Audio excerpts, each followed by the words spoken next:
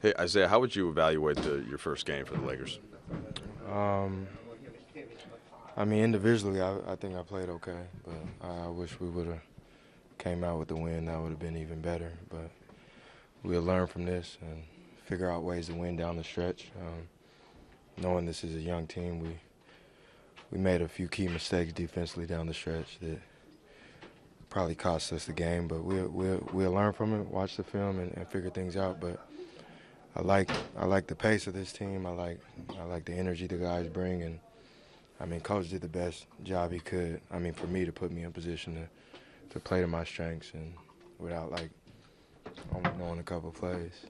Yeah, you just got into the hotel last night and met the team. What were you like? Was that limited knowledge? How did that impact the game? And what did Luke try to have you focus on? I mean, just keeping it simple. That was his main focus, keeping it simple and just trying to put me in the best position to play to my strengths and to make plays. And as I get more familiar with the guys and the familiar with the playbook, I think it'll be even better, especially in close games, executing down the stretch. And we could just go from there. You guys were scoring pretty easily for much of the game as a team. What did you think defensively, just as a unit? What did you see? Communication wasn't there for the most part. We played with the energy. They definitely made tough shots though, but at the same time, when we didn't get stops, it was miscommunication. I think that's big, especially on young teams, trusting each other, making sure we got communication, and making sure we're helping each other. And we did that, but not for most of the game, and it cost us. How much have they tried so far to get you up to speed on the terminology and all that stuff, or is that going to come over the next? I mean, that will come. I mean, they tried a little bit in practice, but I mean, shoot around, and then they put plays on my iPad. So all last night I was trying to study the playbook and figure out what they do offensively and defensively. But I mean, I've been in this position before with the Celtics where I got traded and I had to play the next day. So it's going to take a little bit of time, but I got to do my job of studying what we're doing here, and then I know coach is going to put me in position to be the best I can be in this system. Did that kind of show at the end there in the last couple of minutes because, they're not able to really run plays for you and you're getting in the paint, there's nowhere to go? Is that kind of a byproduct of not really having any plays being I mean, a little bit. I think I had one key turnover where, like, I might have jumped in the air. I don't know where guys are. And that's just getting familiar with each other. I think while we're playing more, practicing more, that will come easier. But at the same time, I mean, it's tough just putting a new guy out there. And, I mean, I don't really know any plays. So we couldn't execute like probably in the previous games that he's played in. I mean, that this team has played in. So we'll learn from this and we'll build on it and we'll be better. You surprised to play that many minutes? Nah, I could play in this league. I'm glad he gave me the opportunity, but I told him I have no restrictions. I'm able to play, and he gave me the opportunity. Isaiah, that slow grind is your model, but it's also your lifestyle. What does it mean to you when you see people reach out to you and know that that's their motivation as well?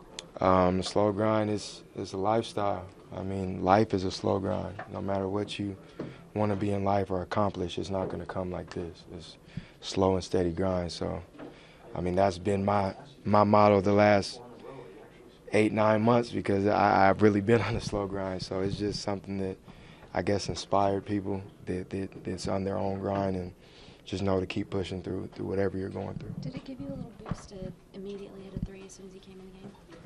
I mean, a little bit. I just wanted to come in with energy. I just wanted to bring something to the table.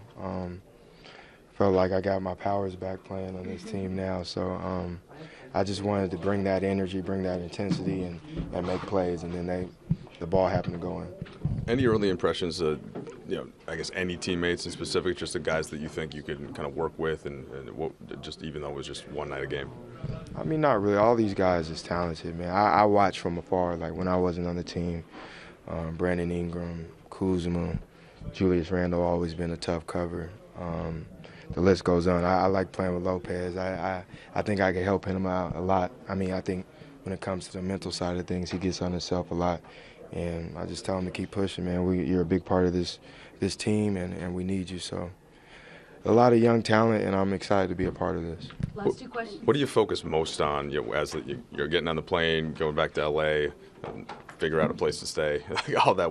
Did you pack a bag? Like, how's that? I mean, I packed a bag. I'm gonna be in a hotel for a while. I mean, like I said, I've been in this situation before when I got traded in the middle of the season to Boston. So I'm just trying to get my family situated, get them out of Cleveland, and then we'll figure out everything else. In your time in the league, outside of the basketball court, you made it a point to get involved in the communities that you're in. Why is that so important to you? My parents, I was raised that way.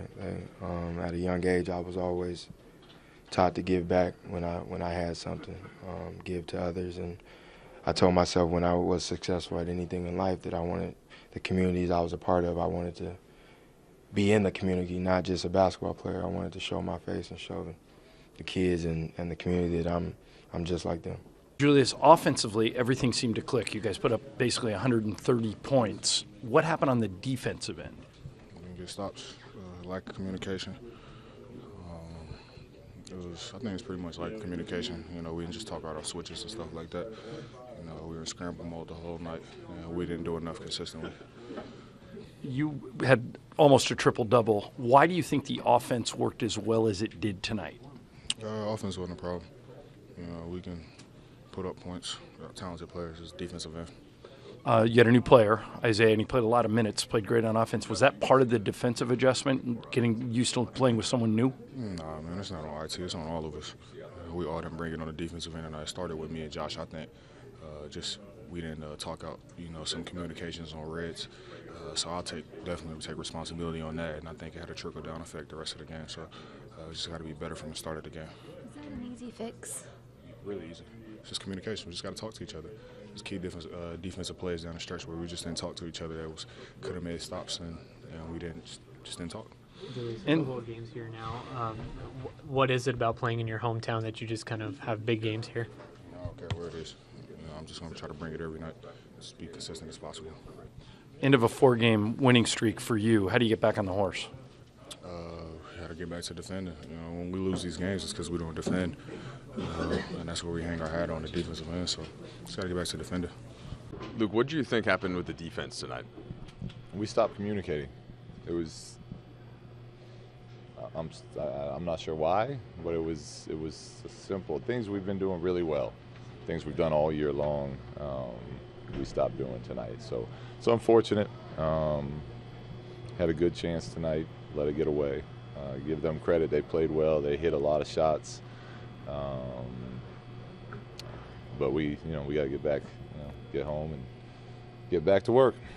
Offense kind of kept you in it, and you took that lead with that fourth quarter run. What did you think of the stretch time play, even the defense then? Was there anything you were trying to get done on that end to try to reestablish the defense? On the defensive end? Yeah. Yeah, we were trying to get stops. Guys were switching out without calling switching. So then we had two going to the ball. Then occasionally we did get a stop, and we give up an offensive rebound to one guy. They had smaller lineups out there, one guy running in. So we didn't do enough to. It's hard to win NBA games, I always say, and we didn't do enough to deserve a win tonight on the defensive end of the court. What'd you make of Thomas's debut overall, and how do you think tonight was indicative of how you might use him moving forward? It was good. He brings another dimension to what we have. When he's able to control pick and rolls like that and get people shots. Obviously, we couldn't run a ton of stuff because he's been with us for one day. But he was good. You could see his competitive spirit come out a little bit. He was scrapping, knocking down shots. So, overall, he had a good night. Can you still switch 1 through 5 the way you want to defensively with just the personnel switches with Thomas coming in? We'll see. Tonight he did as good as anyone on it. We didn't really know what to expect, but he was scrap when we did switch with him. He I'll check the tape and check the numbers on what it was, but he seemed to have some success for the most part when he was switching and fighting bigger players. Do you think the personnel changes might have had something to do with the defensive communication? It should not have. I mean, it's as simple as calling a switch. I mean, we have words for it, but whatever our words, it's that simple.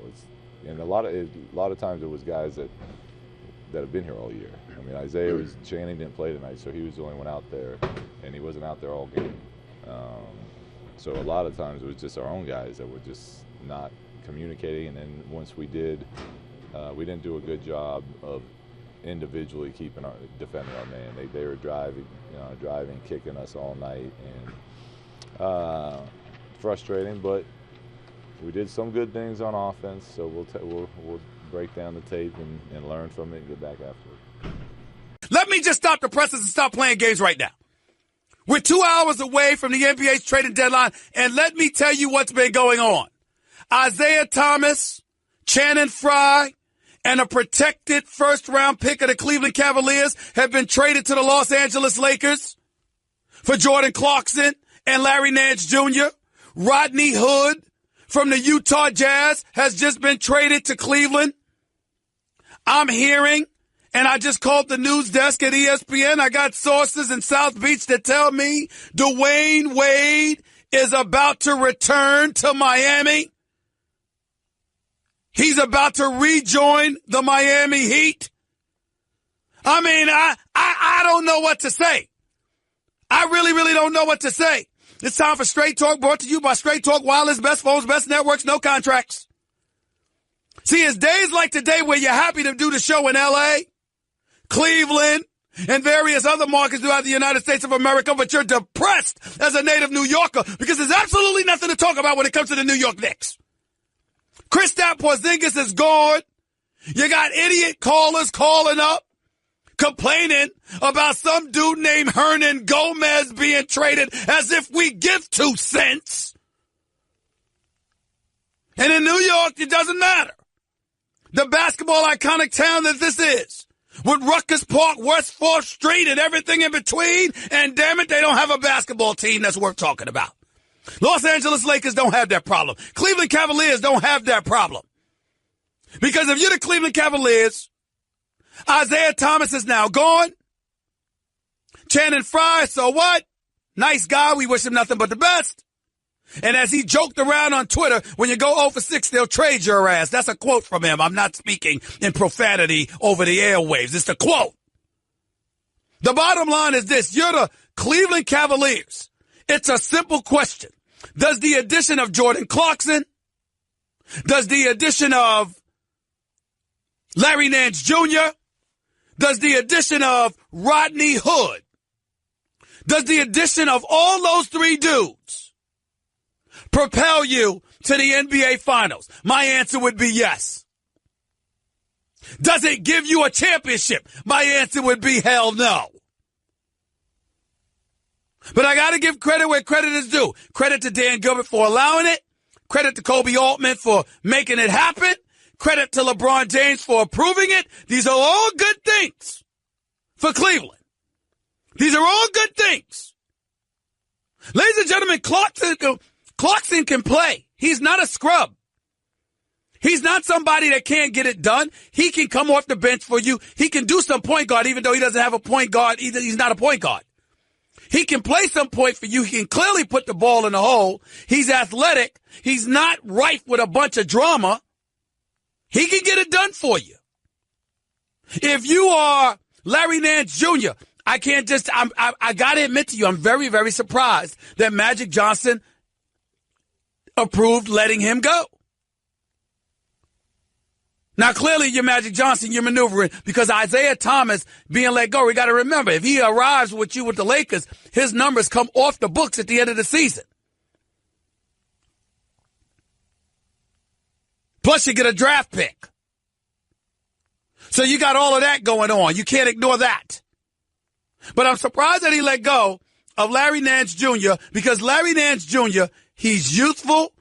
His athleticism is unquestionable. And on top of all of that, no drama. He goes out there and he's committed to one thing and one thing only, and that is doing his job. That's it. That's all he cares about. And those are the kind of things that I think you have to pay attention to. Number to call up, as always, is 888-729-3776. That's 888-SAY-ESPN. Those are the things you got to pay attention to. That's just the way I'm looking at things right now. I feel very, very bad for Isaiah Thomas. He's traded yet again, and you sort of knew something was coming down the pipe because last night when LeBron James hit that game-winning shot, Isaiah Thomas went to hug him. LeBron James ran right by him. Not that he did it on purpose or anything like that, but it was just telling. I'll just leave it at that. Isaiah Thomas, I feel very, very bad for him because Lord knows how many times he's been traded over the last 5 years. Lord knows how many times.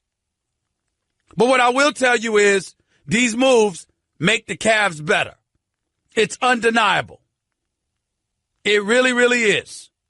Jordan Clarkson and Larry Nance Jr. to the Cavs, it's undeniably better than what you had. We can slice and dice it any way we want to. It's undeniable.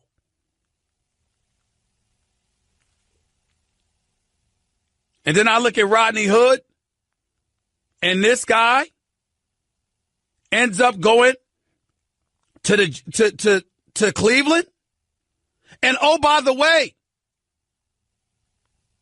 Cleveland, it's a 3-team trade, of course, reported by our very own Adrian Wojnarowski. Cavaliers land Utah Jazz guard Rodney Hood and Joe Johnson, as well as Sacramento Kings guard George Hill. In return, the Cavs sent away Derrick Rose and Jay Crowder to Utah. I mean, if you thought Derrick Rose was depressed before, could you imagine how he's going to be now? Derrick Rose don't want to live in no damn Utah. That I can promise you. You don't want to live in no damn Utah. Not to say that there's anything wrong with the city of Utah. It's a fabulous, fabulous city. And I certainly don't mean to imply that. Very clean and nice and all wholesome looking and everything like that. But damn it, that ain't what Derrick Rose particularly wants to do. Then you have to take into consideration, if you're Utah, why would you do something like this? Because Derrick Rose is in the last year, his contract expires at the end of this season. You're Jay Crowder. You pick up a solid player in Jay Crowder's only owed over $7 million over the next 2 seasons. If you're the Lakers, you got Channing Frye. Okay, he's in the last year of his deal at $7.4 million. You got Isaiah Thomas, who's at $6.2 million. That's $13 million that the Lakers just got off their cap. That's how you got to look at this. And I'm saying to you, if you're the Los Angeles Lakers, you didn't do the wrong thing. You didn't do the wrong thing. They're clearly making a move. All of this notion about the Lakers wanting to wait until 2019 to go after some dudes. Think again. You got Clarkson, who's at $12.5 million next season and $13.3 million the year after that. Those numbers are off the Lakers' books. 12.5 and then 13.4. And Larry Nance Jr. with $2.2 million and then $3.3 million. I know Magic Johnson probably didn't want to give away Larry Nance Jr., but if you're the Cleveland Cavaliers, you want that man on your squad. So if you're the Lakers, you're clearly setting the stage to make a splash in free agency this summer. You know what that tells me? The Lakers have been given indications. Somebody's coming to Hollywood. Somebody's coming to La La. Somebody's coming. Somebody's coming. Is it LeBron? Is it Paul George? Who the hell is it? I don't know. But in the summer of 2018, there is no way in hell Magic Johnson is making these moves, clearing cap space before this trading deadline expires for nothing. And it damn sure ain't to wait a year from July. Something's going on now. Oh, this is percolating, y'all. This is percolating. 888-729-3776 is the number to call up. That's 888-SAY-ESPN. That's Straight Talk Wireless nationwide coverage on America's largest and most dependable 4G LTE networks. Again, Utah has traded away Rodney Hood. The Cleveland Cavaliers in a 3-team deal have acquired Rodney Hood. Joe Johnson from Utah. That's a big-time pickup. Joe Johnson. That's a big-time pickup. So you got Joe Johnson. You got Rodney Hood. And you got a backup point guard in George Hill, or really a starting point guard. This is very interesting, y'all.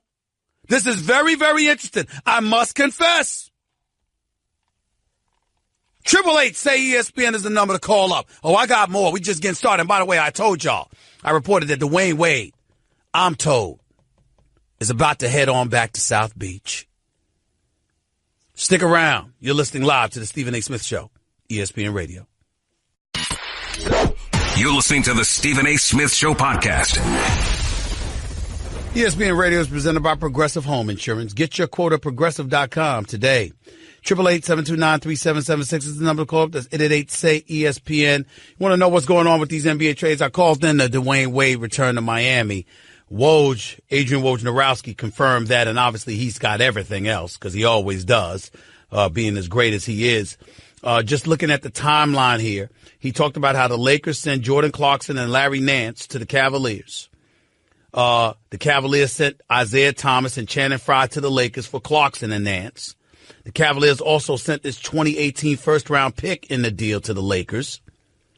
The teams were getting on a trade call, all right? Then he goes on. He said Memphis has traded James Ennis to Detroit for Bryce Johnson and a second-round pick. 3 impactful details on trade for the Lakers. The Los Angeles Lakers will have space for 2 max contracts in 2018 or 2019. Replenish first-round pick in 2018's NBA draft, and gets the Lakers some shooting for the rest of the season with Thomas and Frye. Clarkson and Nance Jr. are not shooters. Channing Frye is definitely a shooter, and Isaiah Thomas, when he gets healthy, can be a shooter. You combine that with what you're seeing from Kuzma, what you're seeing from Randall, what you're seeing from Lopez and the others. The Lakers clearly lack some shooting, but they cleared some space. They positioned themselves to have enough money for 2 max contracts this summer. It's not about 2019. It's about 2019 if 2018 doesn't work out. But if 2018 has the potential to work out, the Los Angeles Lakers have enough money for 2 max contracts. We can't say that about the New York Knicks, can we? I mean, this is the kind of stuff that just ticks me off. I just can't stand it. Everybody's around to do something but the New York Knicks. Why, James Dolan? Why? Why? Never you. We got a Super Bowl parade going on in Philadelphia. We got maneuvers being made everywhere from Cleveland to L.A. We got the Patriots going to the Super Bowl in Boston. The Celtics are the number 1 seed in Boston with a guard in Kyrie Irving that you had a chance of getting. And if you didn't have a chance to get him, you had a chance to get Eric Bledsoe. Why, James Dolan? Why? Why? Oh, Lord. Oh, God. These damn Knicks. And for those of you sprouted around the rest of the country, understand that I'm a diehard New Yorker. I love my Knicks, but Jesus, it's just depressing to see all of this action. I mean, Utah is in the mix. Utah! I mean, if it wasn't for Karl Malone and John Stockton, the only thing we would know about Utah is that it's snow there and the mountains are pretty. It's a Mormon state. That's about it. We wouldn't know anything else about Utah, and even they're in the mix. The Sacramento Kings getting Joe Johnson from Utah. He wasn't in Cleveland, went to Sacramento. They're in the mix. But not the New York Knicks. Oh, no, James Dolan. No, not your team. And I say James Dolan because Steve Mills and Scott Perry just got started. I'm not holding them accountable. But it's you, James Dolan. It's you. Like a damn virus when it comes to this franchise. Everything you touch turns to mush. I mean, damn it.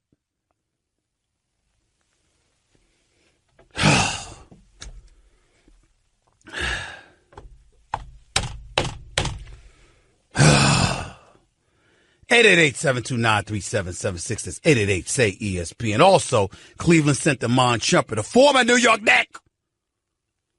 They sent him to Sacramento in a deal, too. Utah sent Joe Johnson.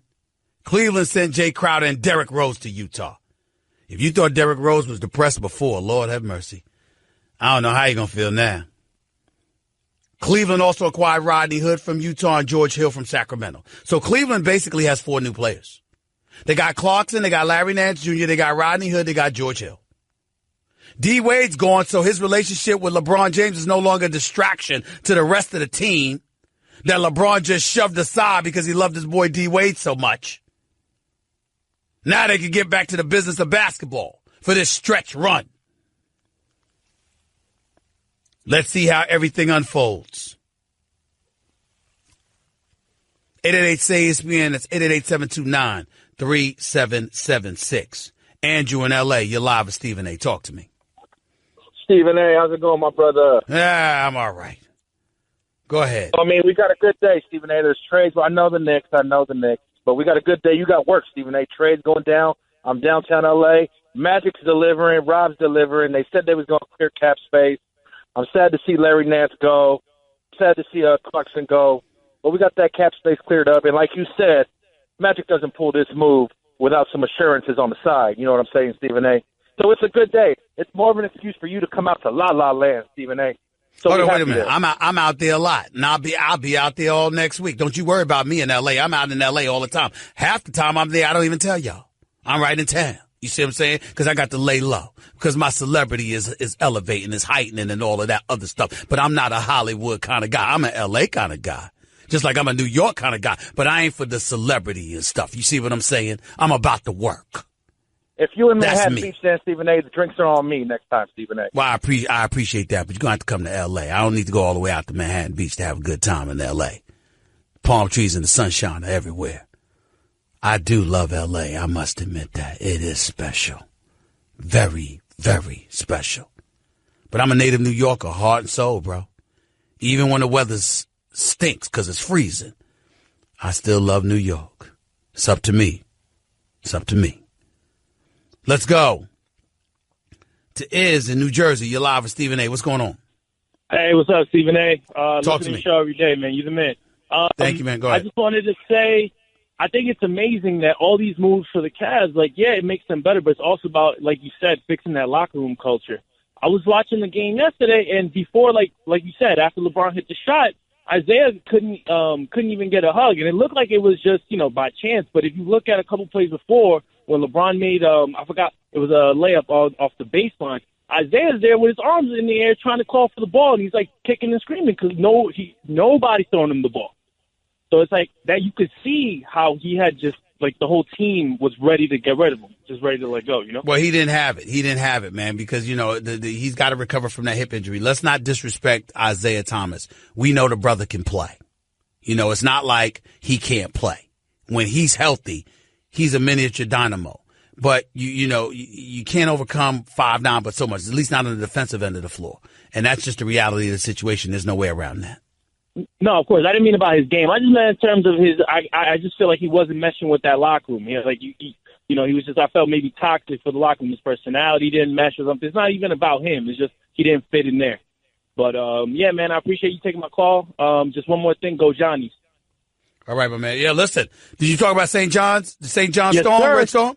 Let me tell you something right now. I don't like their overall record, but I do like the fact that I watched Chris Mullin's team beat Duke. And then I watched them beat Villanova. I like that. I know you did. I do. I like that. I'm keeping my eyes on the Red Storm. I'm keeping my eyes on them. Appreciate the call, man. 888-SAY-ESPN. That's the number to call. NBA trading deadline. Almost an hour and a half till its expiration. More to come. Stick around. Don't touch that dial. Guess what? You're in the middle of the Stephen A. Smith Show podcast. Damn it, I mean it! Welcome back to Stephen A. Smith Show right here on ESPN Radio. We are focused on the NBA trading deadline, which is 1 hour, 25 minutes, and 4, 3, 2, 1 seconds away from its expiration. The 3 p.m. deadline today for the NBA trading deadline. Already moves have been made. I'll get into that for a second. On a football note, outside of the parade in Philadelphia, where millions are expected to show up in downtown, and it looks like millions are there celebrating the Philadelphia Eagles. Breaking news, Jimmy Garoppolo quarterback for the San Francisco 49ers, formerly of the New England Patriots, has agreed to a 5-year, $137.5 million contract with the San Francisco 49ers. This is Jimmy Garoppolo, who is undefeated as a starting quarterback, 7-0 as a starter. In his career, he has started 7 games. He has played in a grand total of 23 games. And he just signed for 5 years, $137.5 million. Okay. What I will tell you is that on average, it's the largest contract in the NFL. It's the largest contract in the NFL. What I do like about this is that he did go to San Francisco. They did get an opportunity to see him perform for them. And they clearly believe in him. So I got to give credit where credit is due in that regard. And the fact that he's got this money. You know what's sickening about this, though? And I'm looking at my producer, Jonathan Winthrop. You know what's sickening about this? He's actually getting paid more than Tom Brady. So you have been a protege under Tom Brady. And in 7 starts, you've gotten more money than Tom Brady. That's unreal. Something's wrong with that picture, but it's the market that we're living in. It's the way of the world right now. It is what it is. 888-SAY-ESPN. It's 888-729-3776. Just to get back to the trades that have taken place today, the big news is the Cleveland Cavaliers and what's going on with them right now. And all you need to know is this. The Cleveland Cavaliers have gotten rid of 6 players. Isaiah Thomas is a Laker. Channing Frye is a Laker. Iman Shumpert is with the Sacramento Kings. Jay Crowder and Derrick Rose are with the Utah Jazz. And Dwayne Wade is back in Miami. And as a side note, and in return, the Cleveland Cavaliers got Larry Nance Jr., Jordan Clarkson, George Hill, and Rodney Hood. George Hill came from Sacramento. Rodney Hood came from Utah. Clarkson and Larry Nance Jr. obviously came from the Los Angeles Lakers. On a side note, just as an aside, Dwayne Wade obviously didn't have the greatest relationship in the end with Pat Riley. From my understanding, they saw one another at the funeral of Mr. Hank Thomas. He represented Dwayne Wade, Chris Bosh, and various other players in the NBA. He passed away last week from an illness. His funeral was Friday. I was stuck at Super Bowl week, so I was unable to attend that funeral. But he was a wonderful, wonderful man, a good person, a fantastic agent. Who represented guys very, very well. I joked on numerous occasions that Chris Bosh should have cooked Thanksgiving dinner for him and went Christmas shopping for him and all of that stuff, because when the Miami Heat, all they could offer was $88 million. I'm sorry, when all that anybody else could offer Chris Bosh, $88 million, meaning the Houston Rockets specifically. Hank Thomas went back and got $118 million from Pat Riley, Mickey Harrison, and the Miami Heat. $118 million for a guy that couldn't get more than $88 million from anywhere else. $30 million extra Hank Thomas got for Chris Bosh. Those $100 million contracts Dwayne Wade signed for, Hank Thomas negotiated those deals. He wasn't just an agent, but he was the big brother and father figure to a lot of guys. I knew him personally. He's a wonderful, wonderful man. Absolutely, positively wonderful.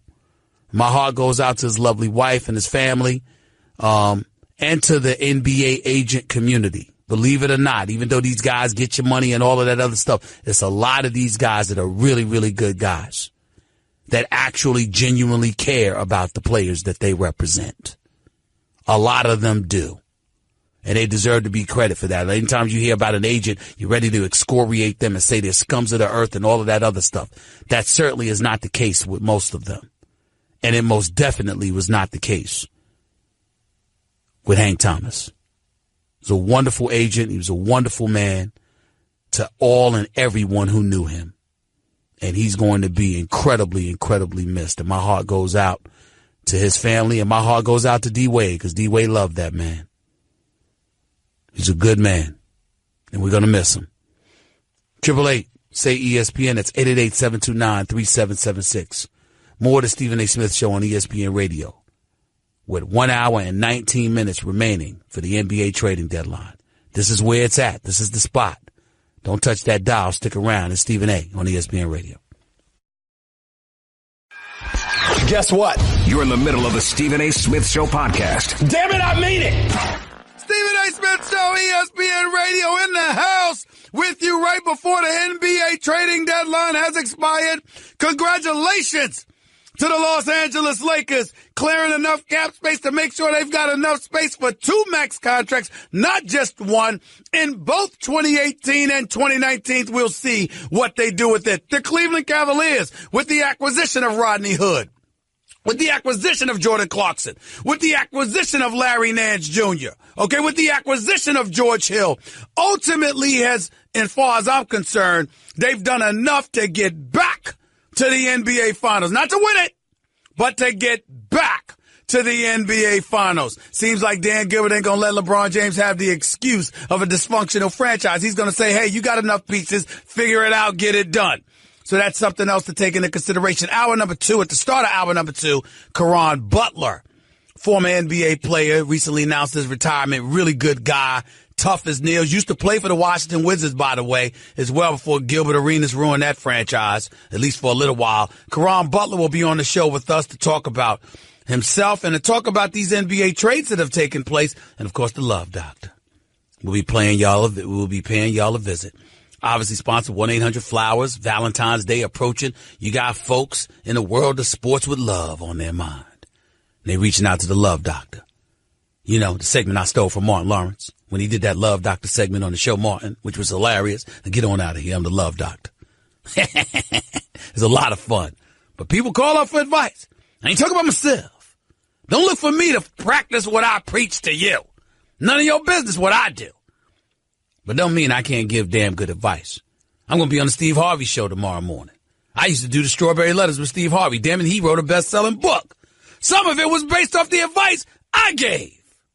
I'm only playing. Steve Harvey's forgotten more than I know. As evidenced by his lovely wife, Marjorie. The man has good taste. Let's just say that. 888 say ESPN. Let's get back to the calls before Caron Butler and then the Love Doctor comes on in hour number 2. Let's go to Eddie in Georgia. You're live with Stephen A. Talk to me. Hey, what's going on, Stephen A.? Thanks for taking my call. Thank you for calling. I got a question for you about the trade to the Lakers with Isaiah Thomas. What does this mean for Lonzo Ball? The Lakers plan to possibly keep Isaiah Thomas after this year, or what's going on with that? We know. No, what happens is you want to improve the shooting.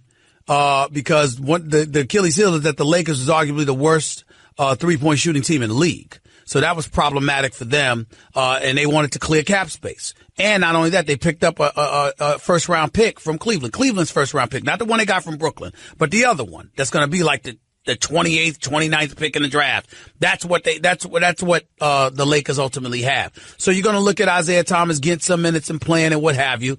You're not worried. You got to remember, Isaiah Thomas can fill in some of those minutes that Jordan Clarkson was getting. But in the end, the person who suffers the most is Isaiah Thomas. I mean, this is the guy that averaged 28.9 last year, was looking for his $200 million payday. And what happened? He ultimately gets hurt. He has to miss the Eastern Conference Finals, pretty much all of it. Then he comes back this year, and before he even came back, he got traded from Boston. Then he's in Cleveland, but he can't play the first 2 to 3 months of the season, first 2.5 months of the season. And then once he's come back, he's not 100% healthy and clearly trying to fit in. And it's such a defensive liability that Cleveland ultimately moves him. And now he's in L.A. with virtually no shot of getting the money that he covets. And this is a guy that's been underappreciated throughout his career. We should actually feel very, very sorry for Isaiah Thomas, because if there's anybody that has gotten screwed over since last June, it's been Isaiah Thomas.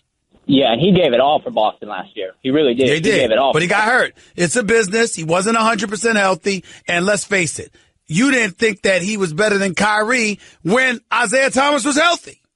So imagine what you're thinking now. Yeah, right. Yeah, it was a good deal then for Boston. Yeah.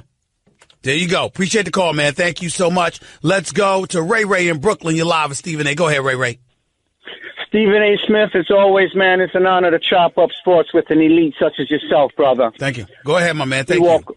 All right, Stephen A. Smith, real quick, as far as the Knicks is concerned, you can't really just leave off that Hernan Gomez trade like that and not do nothing else. I almost think like you have to do something else, especially after getting nothing back in return for him. I'm not saying that they don't have to do something else. I'm simply asking you, what can they do? Kristaps Porzingis is down, and even if he was up and playing, you ain't moving him. So what you gonna do? What do you have if you're the New York Knicks that anybody wants?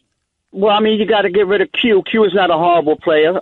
You could get rid of Lee. He's not horrible. Try to pick up some draft. Me, personally, I wouldn't mind seeing some assets try to come in, something at least. But my thing as far as Cleveland, even if this is LeBron James last year, right? So let's just say hypothetically speaking, even if you feel anytime you have LeBron James on your team, you still stack the deck. You bring in what you could bring in because you never know. That may be the last chance at a title. And anytime you have LeBron James on your team, you always have a shot at a title. I don't care if it's his last season. That's you fair. Still give the man what he's want. You give him what he wants, get that title, and keep it moving. That's fair. That's fair. I don't disagree with that, Ray. I appreciate the call, man. Thank you. Adrian in Dix Hills, you're live with Stephen A. Talk to me. Hey, Stephen A. I just wanted to congrats the Cavs on doing some great pickups, obviously making some massive I think they moves, did. I think Kobe Altman and Dan Gilbert did a good job here, and LeBron James, because he had to approve it to some degree. I think he did a good job here. I think they did a good job. Absolutely. Couldn't agree with you more. On the flip side, though, I wouldn't be so quick to necessarily congratulate the Lakers on doing such a great job. Granted, they did give up all this cap space, but my big question is, who are these big names they're signing? I mean, if you're looking at the free agent pool, I'm not convinced LeBron is leaving Cleveland and coming out. Well, again, we don't know the answer to that question, but here's why it's compelling. Because they have room for two. So because they have room for two, you never know when stars want to package themselves as a couple to join your franchise. And that's what makes it compelling. The fact, if they just had enough money for one max contract, which they already did, it's not that big of a deal. It's the fact that they have it enough for two. And you talk about the Lakers, man, you talk about Lala. You know how many brothers want to live in California? I mean, LeBron's got a house out there in the off season now. That's not an accident.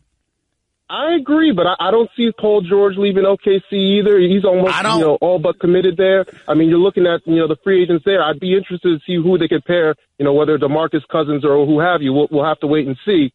But I'm more so skeptical as far as giving up all this cap space and not knowing who you're going to bring in there. Listen, you got to have cap space, and you got to have cap space to be in the game. You can't win the game, you can't play it. I mean, the fact of the matter is, I don't have any problem with what Magic Johnson did. You improved your 3-point shooting. You got rid of some contracts you wanted to get rid of. You didn't want to get rid of Larry Nance, obviously, but at the same time, Brandon Ingram is showing up. Kuzma is special. Randall is producing off the bench.